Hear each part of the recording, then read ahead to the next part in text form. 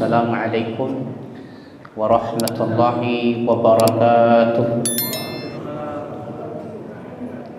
Alhamdulillah rabbil alamin wa bihi nasta'in ala umuri dunya waddin.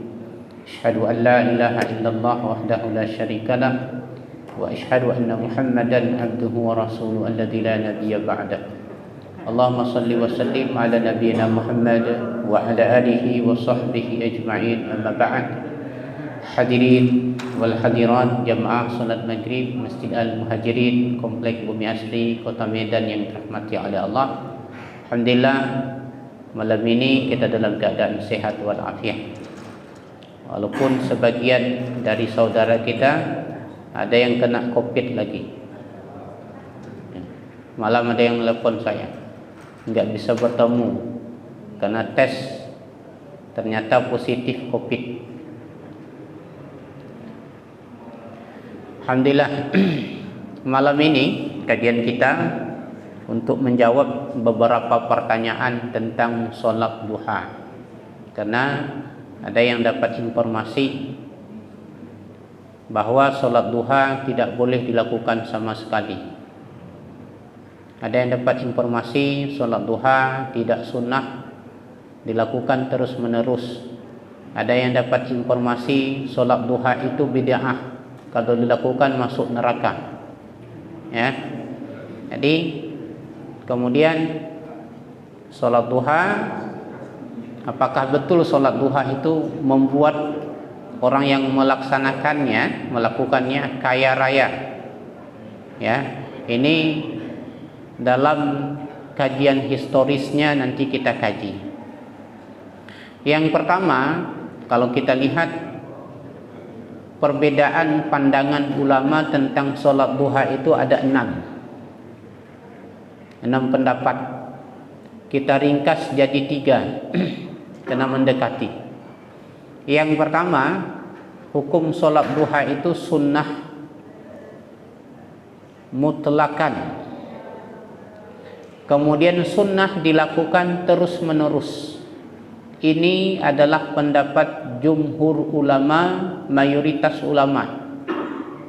Di antaranya mazhab Hanafi, mazhab Maliki, mazhab Syafi'i, kecuali mazhab Hambali. Jumhur ulama dalil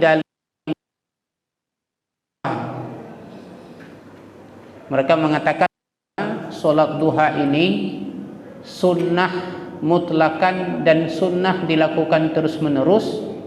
Yang pertama, tentang banyaknya hadis-hadis yang menjelaskan keutamaan sholat duha, seperti hadis ketika pagi yusbihu ahadukum, maka ketika pagi kita diwajibkan bersedekah. Kalau tidak mampu bagaimana? Maka cukuplah 2 rakaat sholat duha. Dan kita wajib bersedekah setiap sendi kita. Tak ada yang mampu, kata para sahabat. Maka Rasul memberikan solusi, cukup 2 rakaat sholat duha. Kemudian wasiat Nabi kepada Abu Hurairah, kepada Abu Darda, kepada Abu Dar, sama wasiatnya. Sholat duha 2 rakaat setiap hari. Kemudian puasa 3 hari setiap bulannya. Puasa bayd, biasa mutih, bersih Islam 13, 14, 15. Kemudian laksanakan witir sebelum tidur. Itu wasiat Nabi kepada Abu Hurairah, kepada Abu Darda, kepada Abu Dar. Kemudian hadis Aisyah radhiyallahu anha, bahwa ada yang bertanya kepada Aisyah, akana Rasulullah, apakah Rasulullah itu sholat duha? Aisyah menjawab, betul, Nabi sholat duha 4 rakaat. Kemudian Imam Ibnu Hajar, Al-Hafidh Ibnu Hajar dalam kitab Fathul Bari menjelaskan, Imam Al-Hakim mengumpulkan hadis-hadis tentang sholat duha itu sebanyak 20 sahabat yang meriwayatkan tentang sholat duha. Jadi banyak. Imam Al-Hakim mengarang khusus tentang sholat duha dalam satu kitab khusus yaitu dikumpulkan periwayatnya berjumlah 20 sahabat yang meriwayatkan solat duha. Kalau 20 itu udah banyak, Pak. Dalam ilmu hadis 20 udah banyak. Karena 10 saja itu sudah disebut dengan mutawatir, yang tak boleh diingkari lagi. Informasi kalau 10 saja sahabat itu udah banyak. Kenapa? Karena informasi itu sulit mereka berkumpul dalam satu waktu bersama Nabi Sallallahu Alaihi Wasallam, atau mereka berkumpul tapi yang lain tidak menyampaikan hadis, tidak menyampaikan kepada orang lain. Jadi hadis ini yang pertama, karena para jumhur ulama, mayoritas ulama mengatakan sunnah terus menerus, karena banyak sahabat yang meriwayatkan tentang sholat duha. Ini mungkin ini yang kita amalkan selama ini, tapi kita nggak boleh terkejut. Nanti kalau ada yang menyampaikan lain daripada yang kita amalkan, nggak boleh kita marah. Coba bayangkan kita lagi sholat duha ini, ada orang yang datang kepada kita, nanya sama kita, Pak lagi ngapain? Lagi sholat duha. Tanya, Bapak terus menerus sholat duha? Iya. Udah berapa lama Bapak lakukan sholat duha? Udah 30 tahun. Kalau saya hitung 30 tahun ini. Kapan? Dari saya SMA sampai sekarang. Wah udah lama Pak. Iya. Pak salah ini, makruh hukumnya sholat duha tiap hari. Jadi makruh kurang baik, iya, nggak sunnah. Karena rupanya dia ngaji pulang dari Irak. Gurunya di sana mazhab Hambali, Ibnu Ahmad Ibnu Hambali. Karena mazhab Hambali nggak sunnah sholat duha terus menerus dilakukan.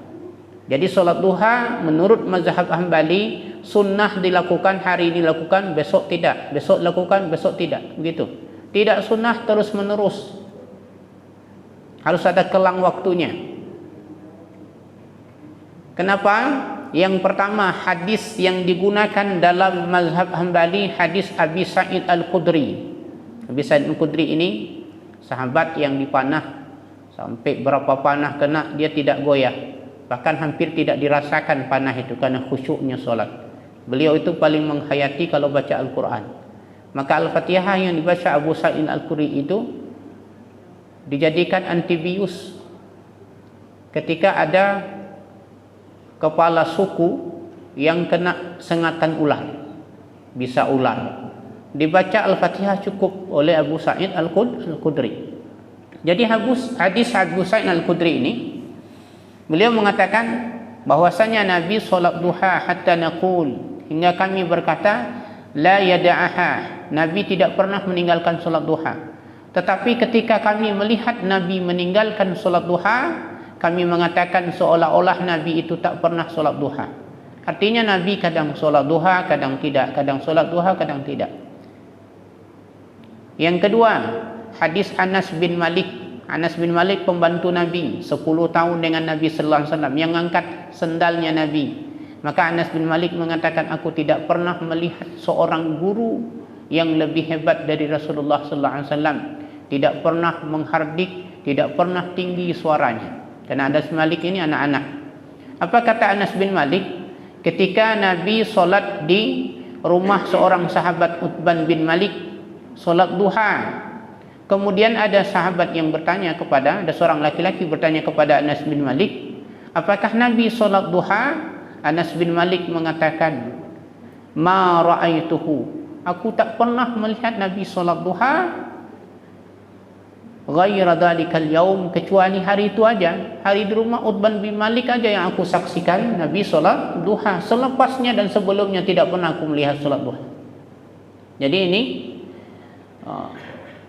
yang dilihat oleh Anas bin Malik, Nabi tak pernah solat duha kecuali hanya satu hari di rumah salah seorang sahabat.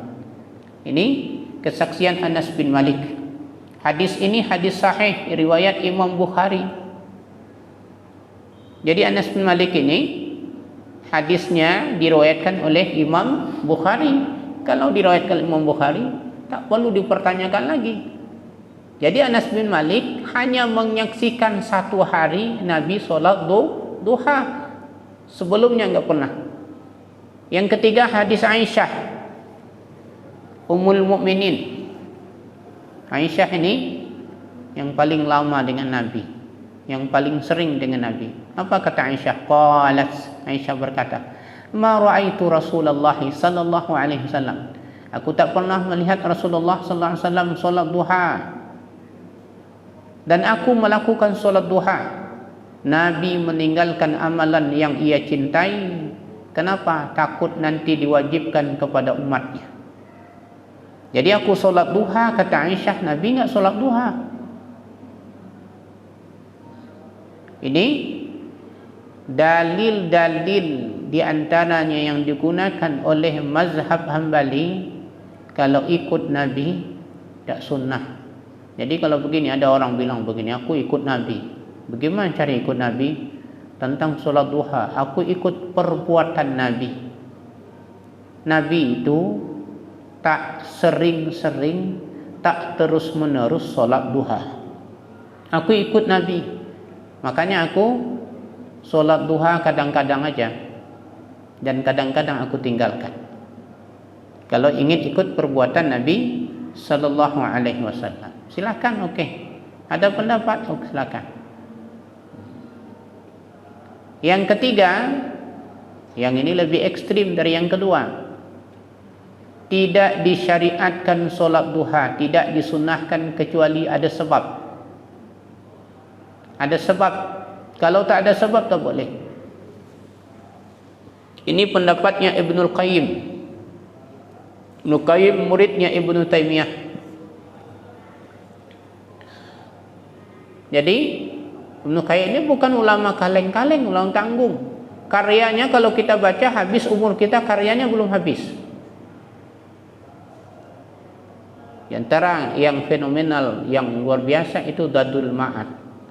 Ya, bekal untuk kembali, itu bagus kitabnya. Kalau ada terjemahan boleh Bapak beli. Kemudian kita Ar-Ruh, kitab yang bercerita tentang ruh. Ruh itu mati atau tidak? Dari apa diciptakan ruh? Ruh itu bermanfaat enggak? Dikirimkan Yasin, dikirimkan Al-Fatihah, kirimkan Al-Quran. Ada dalam kitab itu. Apa makanan ruh? Kemana ruh setelah meninggal? Ada terjemahan, saya lihat sudah ada bahasa Indonesianya. Jadi itu karya Ibnul Qayyim. Luar biasa. Ibnul Qayyim mengatakan setelah dia baca semua pendapat, baca hadis-hadis, baca qaulul ulama, perkataan ulama, beliau berkesimpulan bahawa tidak boleh solat duha kecuali ada sebab. Salah satu sebabnya apa? Orang yang tinggal qiyamul lail, malam hari tinggal qiyamul lail, orang terus menerus dilakukan qiyamul lail, tiba-tiba apa? Tinggal qiyamul lailnya. Maka bagi orang ini disunnahkan untuk solat duha. Atau mendapat kemenangan. Contohnya yang pertama hadis Ummu Hanik. Nabi solat duha 8 rakaat di rumah Ummu Hanik. Nabi masuk rumah Hanik, fadakhala baitaha faghtasala. Kemudian Nabi mandi di situ, kemudian solat duha 8 rakaat. 8 rakaat Nabi solat duha di situ. Jadi kata ulama, itu bukan solat duha. Cuma waktunya di duha. Itu solat karena kemenangan Fathul Makkah, pembebasan kota Makkah. Artinya apa? Salat syukur. Salat syukur. Nabi 8 rakaat karena kota Makkah itu dari tangan kafir musyrik, dari tangan orang Quraisy, akhirnya dikuasai oleh umat Islam. Misalnya Indonesia bisa presidennya ulama, Masya Allah, ya. Mau nggak cita-cita Indonesia presidennya ulama? Hah? Ya, mau, insya Allah. Akhirnya kita menang, ulama jadi presiden. Ulamanya bukan ulama yang bengkok-bengkok, ya, ulama yang lurus. Jangan juga ulama, tapi ulama bengkok, ulama suk untuk apa? Makin sengsara kita kalau ulamanya suk. Tapi ulama yang baik. Akhirnya kena menang tadi. Alhamdulillah umat Islam menang. Kita enggak pesta. Kita enggak melakukan poya-poya, tetapi seluruh masjid, seluruh rumah, seluruh umat Islam merayakan kemenangan itu dengan solat duha 8 rakaat. Sebagaimana yang dilakukan Nabi ketika kota Mekah beralih dari orang musyrik dipegang oleh orang Islam, umat Islam, maka Nabi melaksanakan solat duha 8 rakaat. Begitu juga Khalid ibn Walid, panglima perang Saifullah, pedangnya Allah, ketika perang tak pernah kalah. Setiap kemenangan yang diperoleh setelah perang Khalid bin Walid itu solat 8 rakaat.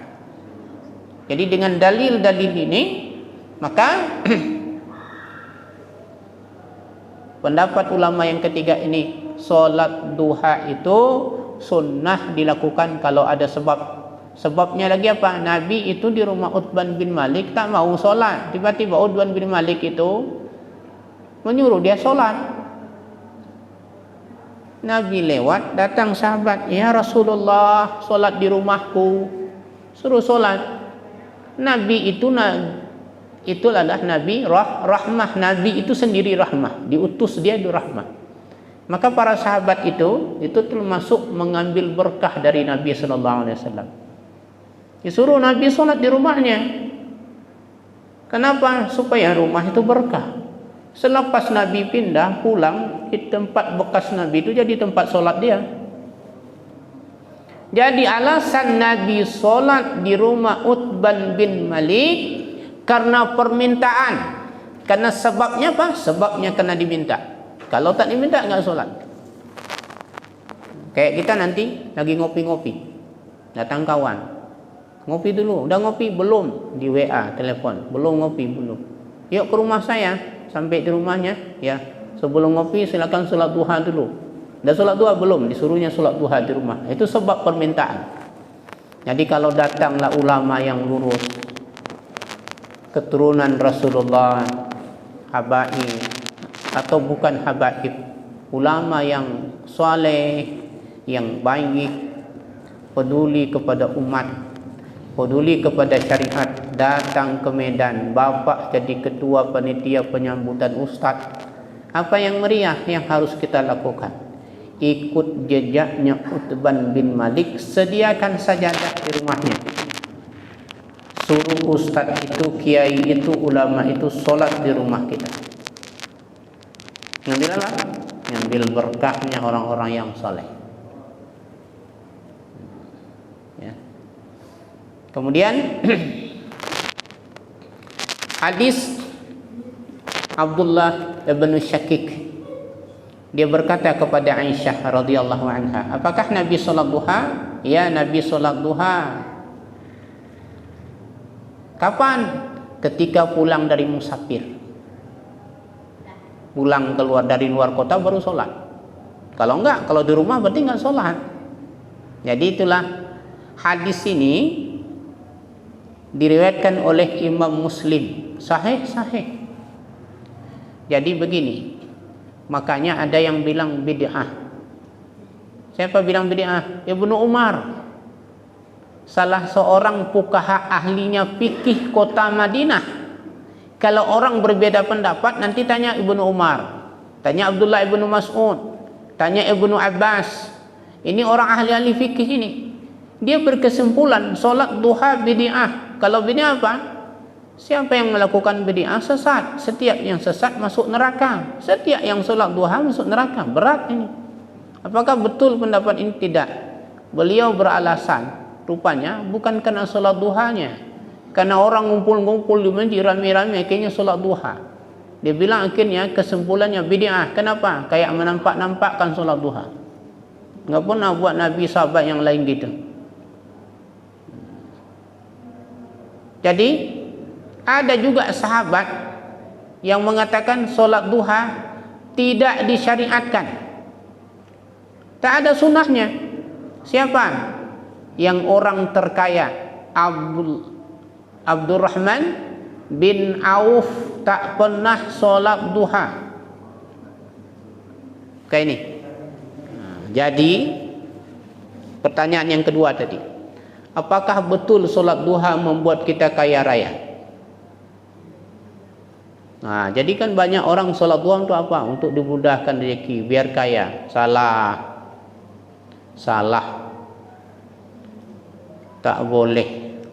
Kenapa? Secara historis, fakta historis sejarahnya. Nabi berwasiat kepada siapa? Kepada Abu Hurairah. Solat duha. Pernah enggak ditinggalkan oleh Abu Hurairah solat duha? Tak pernah. Abu Hurairah kaya raya enggak? Enggak. Abu Hurairah enggak kaya raya. Abu Hurairah tidak pernah meninggalkan solat duha.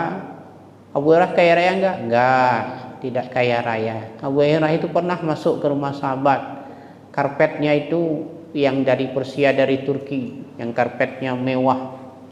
Sambil dia menangis megang begitu. Apakah beginilah kalian sudah mencintai dunia? Saking warahnya. Jadi salat duha tidak membuat seorang kaya raya. Fakta historis yang kedua, Abdurrahman bin Auf, orang sahabat yang terkaya. Dia bilang apa? Kalau saya angkat batu begini, kan ada buku 7 keajaiban itu. Keajaiban rezeki atau keajaiban yang di apa? Keajaiban rezeki menurut Abdurrahman bin Auf ada bukunya. Beliau dalam statementnya dia bilang, boleh berkata, aku seandainya aku angkat batu begini, aku temukan emas di bawah batu itu. Saking mudahnya dia cari duit, saking kayanya dia. Tetapi Abdurrahman bin Auf tidak pernah solat duha. Ini faktanya. Jadi solat duha, bang, ada hadisnya begini. Hadisnya itu hadis qudsi. Hadis qudsi itu beda dengan hadis yang biasa. Hadis qudsi itu lafaz dan maknanya dari Allah. Maka lafaznya berkata qala Allah, ada Allah berfirman, itu hadis qudsi. Kalau hadis biasa, Nabi sallallahu alaihi wasallam bersabda. Jadi hadis qudsi ini berbunyi begini, qala Allah berfirman, ya bani Adam, wahai anak Adam, irka'li raka'atin min awalin nahar akfika akhirah. Wahai anak Adam, rukuklah, artinya solatlah untukku di pagi hari beberapa rakaat. Niscaya aku cukupkan bagi kalian di sore harinya. Makna cukup di situ bukan diterjemahkan itu yang salah. Kalau diterjemahkan aku kayakan kamu, tidak. Nanti kalau kaya maknanya beda, kaya materi. Kalau dibilang kaya hati silakan. Tapi akfika maknanya aku cukupkan, karena cukup itu adalah perkara hati. Yang dicukupkan itu hati. Kita merasa cukup apa yang diberikan oleh Allah Subhanahu wa taala. Kenapa orang masih nyuri? Kenapa orang masih iri hati? Kenapa orang masih dengki? Kenapa orang masih koruptor? Karena yang ada itu tidak pernah merasa cukup. Udah punya mobil 10 masih minta lagi. Maka anak Adam itu tidak pernah merasa cukup. Sekalipun dalam hadis disebutkan diberikan kebun emas, kebunnya emas bukan sawit, tentu minta kebun yang kedua. Diberikan yang kedua, minta yang ketiga. Kapan tertutup mulutnya? Ketika di liang lahat ditutup dengan tanah. Jadi makna cukup itu Allah cukupkan ya hati kita. Bukan cukup secara materi kaya raya, tidak. Hadirin hadirat rahimakumullah, dari pendapat-pendapat tadi, mana yang paling kuat? Kalau saya ikut Nabi, saya tak solat duha setiap hari. Kalau saya ikut Nabi kayak tadi, momen-momen tertentu yang boleh solat duha. Kayak ada misalnya sengketa tanah antara masyarakat Bumi Asri, komplek Bumi Asri, dengan salah satu mafia tanah.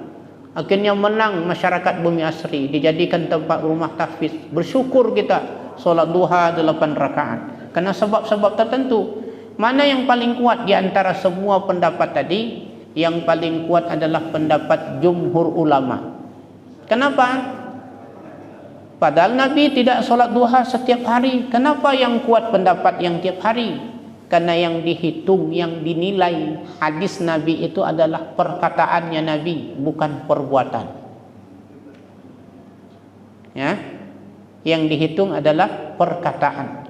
Hadis kaul, hadis perkataan itu lebih kuat daripada hadis fi'il, hadis perbuatan.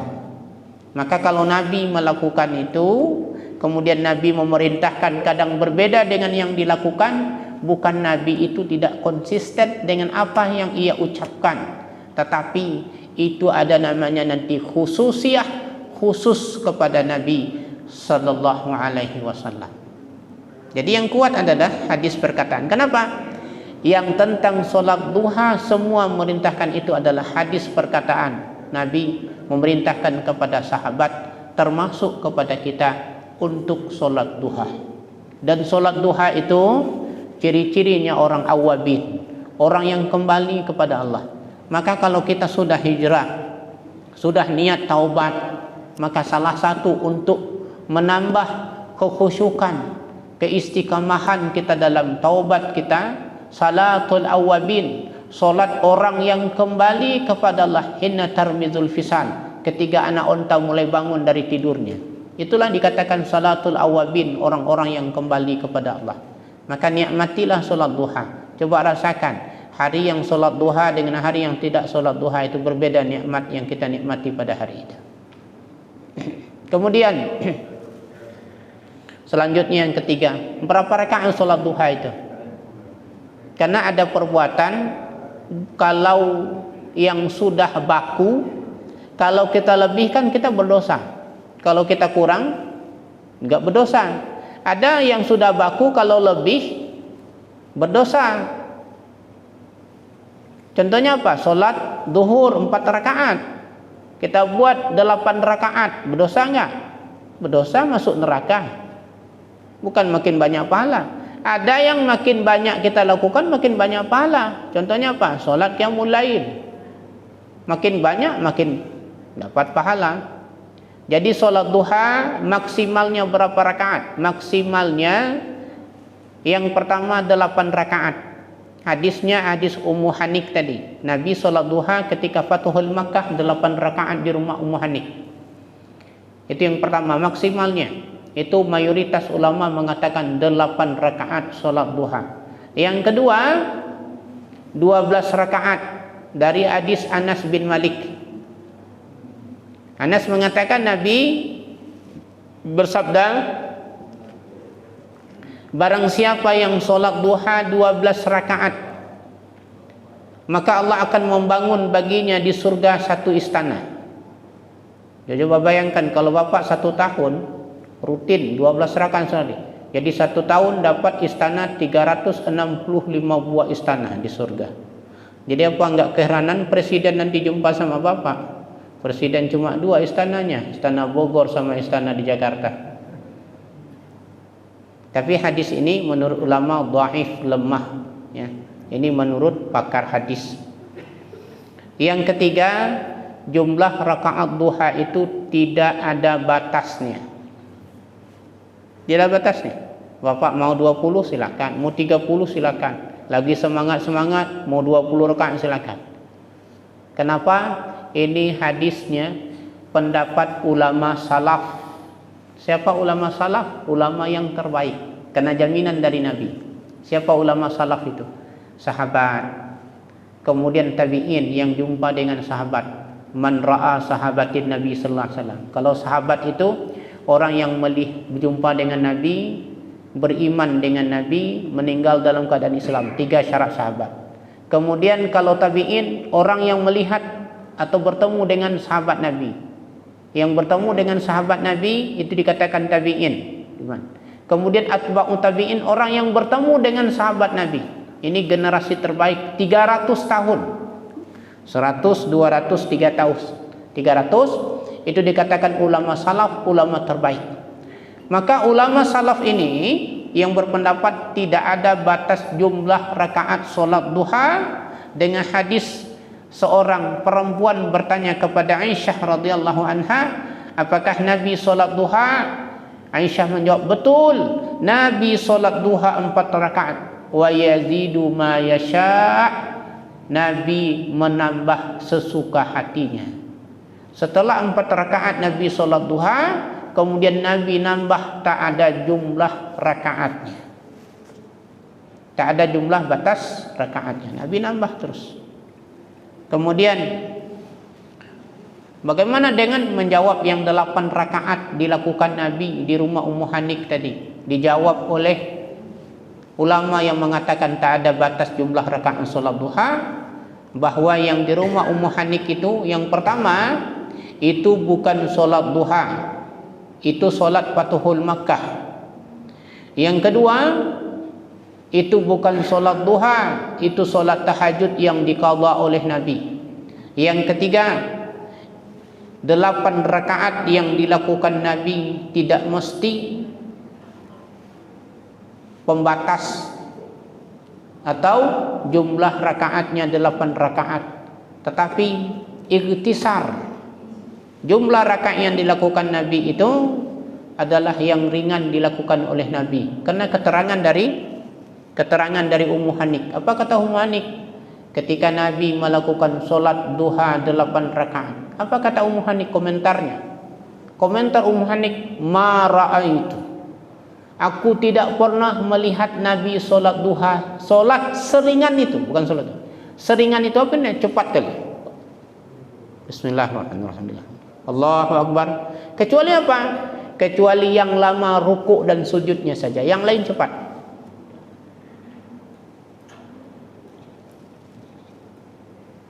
Itulah pendapat-pendapat ulama. Jadi yang ketiga ini saya condong kepada yang ketiga. Kenapa? Karena salah satunya alasannya adalah pendapat ulama salaf. Pendapat ulama yang dijamin oleh Rasulullah sallallahu alaihi wasallam. Jadi boleh nanti kita lakukan selama ini 2 rakaat, silakan 8 rakaat, 4 rakaat, 12 rakaat, 20 rakaat, tergantung kelapangan dan keluangan waktu. Dan sholat duha itu yang terbaik dilakukan di luar rumah, bukan di rumah. Ya, menurut ulama yang saya baca dalam satu kitab, terbaik itu kan afdalus salatus sunnah, sebaik-baik sholat sunnah itu fil bait, di rumah. Kecuali sholat tahiyatul masjid kan nggak bisa di rumah. Sholat sunnah itu. Yang kedua lagi malas karena rumah nggak bisa memotivasi kita. Kita kayak sholat sunnah maghrib. Kalau di rumah kadang sholat sunnah, sholat maghrib terlambat itu nggak sholat sunnah, karena nggak ada motivasi dari kawan. Jadi lagi malas, itu sunnahnya di luar. Kemudian sholat duha tadi sunnahnya di luar, di tempat kerja, di masjid, dan di tempat lain ketika musafir, tempat-tempat lain. Lebih bagus juga di rumah-rumah kawan, sekali ngopi-ngopi, ya, sholat duha di rumah dia. Dengan catatan rumahnya betul-betul halal, bukan tanah sengketa, bukan tanah rampasan. Kenapa? Karena kalau tanah yang dirampok, sholatnya sah tapi haram. Sama kayak kita ngerampok, kita mau wudhu di masjid, mati air, ngambil air orang itu nggak ada izin, kecuali udah ada izin. Kalau mati udah diumumkan, kalau mati air di masjid, saya sumur bor, silakan ambil, itu udah diumumkan. Tapi kalau nggak diumumkan, tiba-tiba kita ngambil air dia, wudhu, itu hukumnya haram. Apalagi kalau ngerampas, itu nyuri. Kenapa izin? Nah, maka kalau diajak kopi ke rumah kawan, bagus itu ngambil berkah, sekalian sholat duha di rumah dia. Hadirin hadirat rahimakumullah. Kemudian waktu sholat duha yang terbaik adalah ketika panasnya terik matahari. Karena disebut itu salatul awwabin, salatnya orang-orang yang kembali kepada Allah, hina tarmizul fisal, ketika anak unta mulai terbangun. Anak unta itu bangun tuh jam 9. Jadi kalau ada anak kita bangunnya jam 9 pagi, itu bukan anak kita, anak unta itu. Ya. Karena yang bangunkan itu panasnya matahari, teriknya matahari. Hadirin hadirat rahimakumullah, ini tentang salat duha. Kalau mungkin ada yang bertanya, dipersilakan.